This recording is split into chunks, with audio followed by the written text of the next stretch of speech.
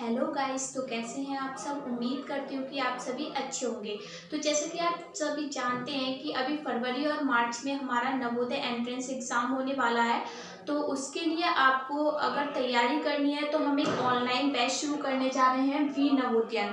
तो यहाँ पर आपको ऑनलाइन स्टडी कराई जाएगी। हम अपना बैच 1 नवंबर से शुरू करने जा रहे हैं। तो आप लोग यहाँ पर नवोदय का बैच ज्वाइन कर सकते हैं। अगर आप लोगों को आसपास कहीं ट्यूशन नहीं मिल पा रहा है, अगर आप ऑफलाइन ट्यूशन नहीं पढ़ पा रहे हैं तो आप टेंशन मत लीजिए। हम यहाँ पर आपको ऑनलाइन ट्यूशन पढ़ाएंगे, पूरा ऑनलाइन कवर कराएंगे, वो भी फ्री ऑफ कॉस्ट।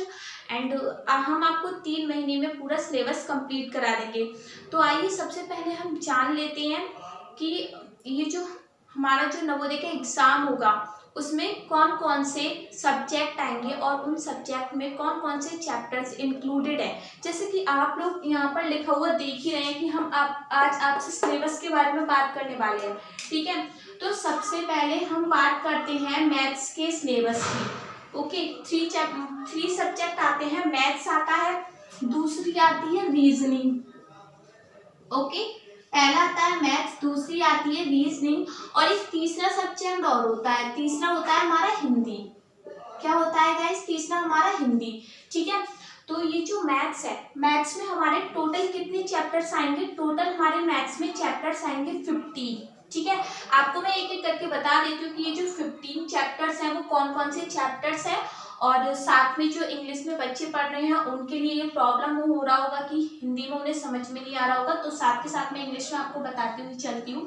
तो पहला है संख्या और संख्या प्रणाली, it means number and numeric system. Second है पूर्ण संख्याओं पर आधारभूत 4 संक्रियाएं।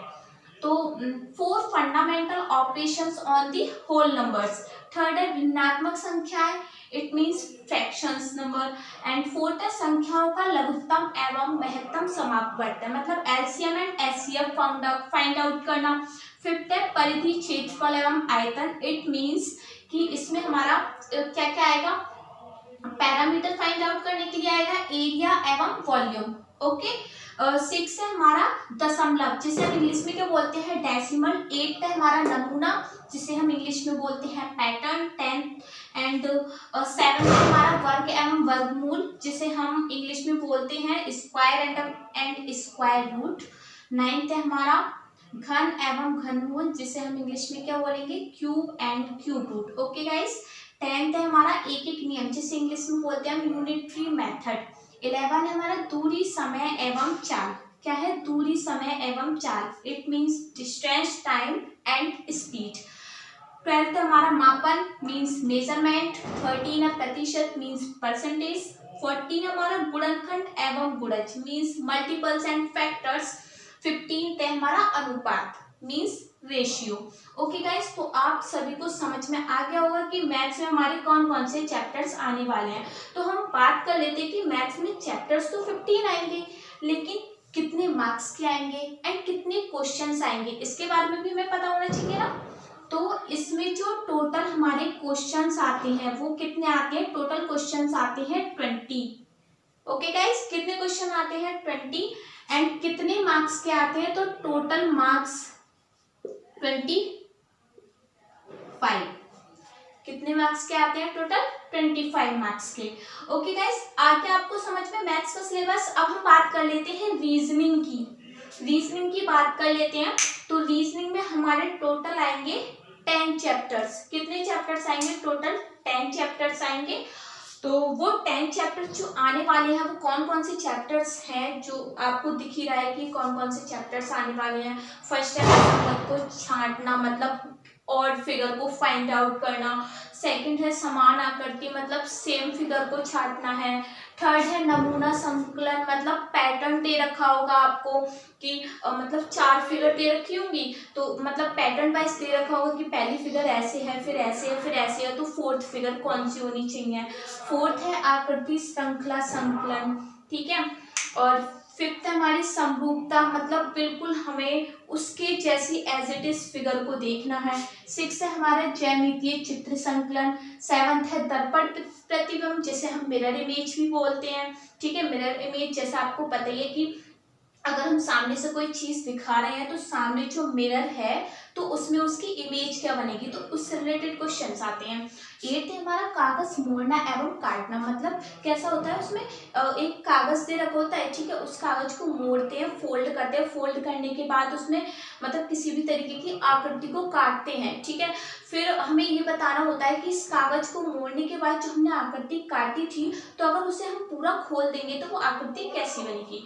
और 9th हमारा स्थानिक संकलन, ठीक है, मतलब कि स्थानिक संकलन है, उसमें फिलअप करना होता है, ठीक है। 10th है हमारा अंतःस्थापित। अंतःस्थापित मतलब आपको बहुत सारी फिगर्स दे रखी होंगी, ठीक है, उन फिगर्स को ऐसे करके अरेंज करना है कि कोई उसमें एक फिगर बन जाए, मतलब उस फिगर में से आपको छांटना होगा कि मतलब ये जो छोटी छोटी फिगर्स दे रखी हैं, तो उन फिगर से मिलकर कैसे कैसे करके कौन सी फिगर बनी है, ठीक है। अब हम बात कर लेते हैं कि जो रीजनिंग के क्वेश्चंस हैं, ठीक है, वो टोटल आते कितने हैं और कितने मार्क्स के आते हैं। तो हम आपको बता दें कि जो रीजनिंग है उसमें जो टोटल क्वेश्चन आते हैं हमारे एग्जाम में, वो टोटल क्वेश्चन हमारे 40 आते हैं, और टोटल मार्क्स मतलब कितने मार्क्स के आते हैं, ठीक है, तो कितने मार्क्स के आते हैं, 50 मार्क्स के, ठीक है। ये जो 10 चैप्टर्स है ना, तो इसमें जैसे ये है 10 चैप्टर्स, जैसे ये है, तो इसमें 4 क्वेश्चन आएंगे, कितने मार्क्स के आएंगे, 5 के। ऐसे सारे चैप्टर्स जो उनमें 4-4 क्वेश्चन आते हैं, और एवरी क्वेश्चन कितने मार्क्स का होता है, 5 मार्क्स का, ठीक है गाइस। अब मैं आपको बताती हूँ कि हमारा जो हिंदी का सिलेबस है ना, तो हमारे हिंदी का सिलेबस क्या क्या है, ठीक है, क्या क्या सिलेबस है हिंदी का और क्या क्या उसमें आता है, ठीक है, टॉपिक्स क्या क्या है उसके, कितने मार्क्स का आता है, ये सब हम आपको बताने वाले हैं। तो अब हम बताने वाले हैं आपको हिंदी। ओके गाइस, हिंदी बताने वाले हैं। तो हिंदी में जो पहली चीज आती है वो हमारी क्या होती है, अनसीन पैसेज होते हैं। अनसीन पैसेज को हम हिंदी में कहते हैं गद्यांश, ठीक है। क्या होते हैं हमारे गद्यांश।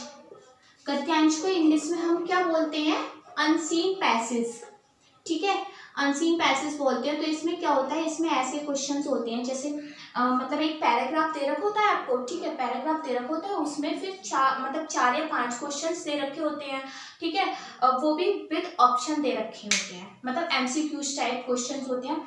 तो आपको एक पैराग्राफ दे रखा होगा और उसमें लिखा होगा कि इस पैराग्राफ को मतलब यहाँ से लेके यहाँ तक कोई पैराग्राफ है, उसमें लिखा होगा कि इस पैराग्राफ को पढ़कर जो नीचे क्वेश्चंस दे रखे हैं उसके आंसर दीजिए, ठीक है। तो ये हमारा गद्यांश आता है, ठीक है। और दूसरा हमारा क्या आता है, दूसरा हमारे आते हैं विलोम शब्द।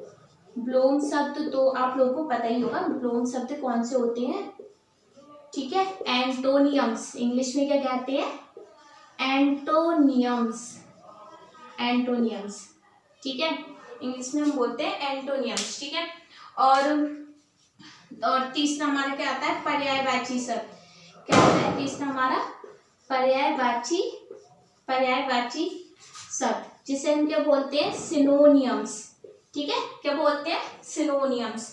और हमारा गद्यांश हो गया, विलोम शब्द हो गया, पर्यायवाची शब्द हो गया, ठीक है। और एक फोर्थ ये भी आ जाता है, शब्दार्थ वाला भी आ जाता है, कि मतलब कोई शब्द दे रखा होता है तो उसका अर्थ बताइए, ठीक है, तो ये शब्दार्थ वाला भी आ जाता है, ठीक है गाइस। तो ये जो हमारा हिंदी है, तो इसमें 4 टॉपिक्स होते हैं, गद्यांश, विलोम शब्द, पर्यायवाची शब्द और शब्दार्थ, ठीक है। अब हम बात कर लेते हैं कि जो हिंदी है उसमें टोटल क्वेश्चन कितने आते हैं। तो टोटल क्वेश्चन आते हैं हमारे 20, और टोटल कितने मार्क्स के आते हैं, 25 मार्क्स के। ओके गाइस, तो अब आपको पता चल गया कि हमारा मैथ्स में कौन कौन से चैप्टर्स हैं, और रीजनिंग में कौन कौन से चैप्टर्स हैं, और हिंदी में कौन कौन से चैप्टर्स हैं। आपको ये भी पता चल गया होगा कि हमारा जो मैथ्स था उसमें टोटल क्वेश्चन कितने आ रहे थे, टोटल क्वेश्चन आ रहे थे उसमें हमारे 20, और टोटल मार्क्स कितने मार्क्स का था, 25 का। दूसरा हमारा क्या था, रीजनिंग मतलब वही मेंटल एबिलिटी, मानसिक योग्यता, उसमें भी टोटल क्वेश्चन कितने थे, टोटल क्वेश्चन थे हमारे 40, और मार्क्स कितने थे, 50 मार्क्स के मतलब। तीसरा हमारा था हिंदी, तो हिंदी में क्या था, हिंदी में हमारे टोटल क्वेश्चंस कितने थे, 20 थे, और टोटल मार्क्स कितने थे, 25। तो इसका मतलब हमारे टोटल क्वेश्चन कितने आते हैं, 20, 40, 60, 20, 80 क्वेश्चंस आते हैं, और टोटल मार्क्स 25, 50, 75 और 25, यानी कि 100 मार्क्स के। Understand guys? तो उम्मीद करती हूँ कि आप लोगों को ये सिलेबस समझ में आ गया होगा और आप लोग अच्छे से इसकी तैयारी करेंगे, और आप लोग बने रहिए। अगर आप लोगों को हमारे साथ ऑनलाइन तैयारी करनी है, आप लोगों को आसपास कहीं ट्यूशन नहीं मिल पा रहा है, तो आप हमारे साथ बने रहिए। हम 3 महीने में पूरा कोर्स कंप्लीट करा देंगे। एंड हाँ, मैं आपको ये भी बताना चाहती हूँ कि मैं खुद एक नवोदय की छात्र रह चुकी हूँ, और अभी मैंने 12th पास आउट किया है। बस मेरा थोड़ा मन था कि मुझे कुछ करना चाहिए, मतलब बच्चों के लिए जो कोचिंग प्रोवाइड नहीं कर पा रहे, मतलब जिन्हें कोचिंग प्रोवाइड नहीं हो पा रही है, और जो पढ़ना चाहते हैं लेकिन आगे बढ़ नहीं पा रहे हैं, थोड़ी फाइनेंशियल प्रॉब्लम रहती है, तो उनके लिए मैं सपोर्ट करना चाहती हूँ। तो इसी वजह से मैंने ये बैच शुरू करा है। तो आप बने रहिए हमारे साथ। धन्यवाद।